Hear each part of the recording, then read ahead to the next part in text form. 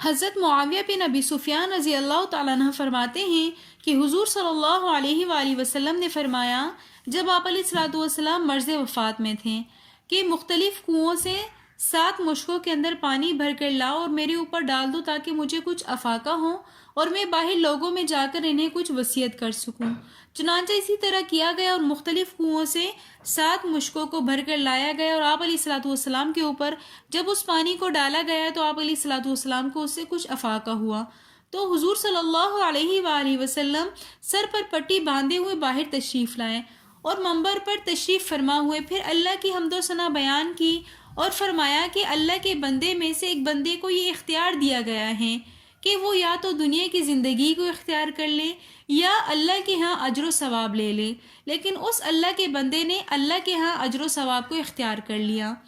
اس بات سے مراد یہ تھا کہ آپ علیہ الصلوۃ والسلام کو اختیار دیا گیا تھا کہ وہ دنیا کی زندگی میں اگر مزید رہنا چاہتے ہیں تو اللہ کی طرف سے ان کو مزید مہلت مل سکتی ہے، یا پھر وہ اللہ کے پاس ملاقات کے لیے آ جائیں اور اللہ نے جو انعامات اور اکرامات دیے ہیں آپ علیہ الصلوۃ والسلام اس کو لے لیں۔ آپ علیہ الصلوۃ والسلام نے اللہ سے ملاقات کو پسند فرمایا۔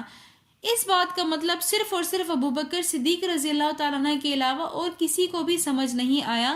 اور حضرت ابوبکر صدیق رضی اللہ تعالیٰ عنہ زاروں قطار رونے لگے اور کہنے لگے کہ یا رسول اللہ، آپ کے اوپر ہمارے ماں باپ، آل اولاد، مال سب کچھ قربان ہو جائے۔ تو حضور صلی اللہ علیہ وسلم نے فرمایا اے ابوبکر مت رو اور یہیں پر بیٹھے رہو، مال خرچ کرنے اور آل اولاد کو قربان کرنے میں تم سے زیادہ احسان کرنے والا اے ابوبکر میں نے کسی اور کو نہیں پایا۔ اور آپ علیہ الصلوۃ والسلام نے حکم دیا کہ مسجد میں جتنے بھی دروازے کھلے ہوئے ہیں سب دروازے بند کر دو اور صرف ابوبکر کا دروازہ کھلا رہنے دو، کیونکہ میں نے اس پر نور دیکھا ہے۔